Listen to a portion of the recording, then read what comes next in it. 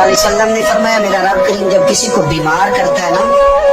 تو پھر اللہ فرشتوں کو بھیجتا ہے، فرماتا جب پتہ کر کے آؤ کسی سے میری شکایت تو نہیں کر رہا۔ تو فرشتے جا کے عرض کرتے ہیں مالک اس کے پاس تو جو بھی آیا نا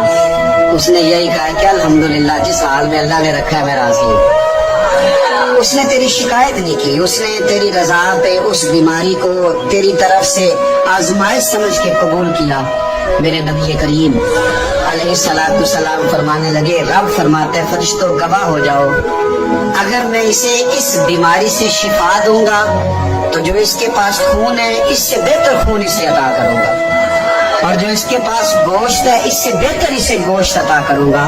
اور اگر میں اسے اس بیماری میں وفات دوں گا تو پھر میں اسے جنت عطا کروں گا۔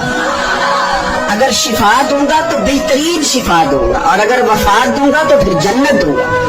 جب آپ حوصلے کے ساتھ چیزوں کو قبول کرتے،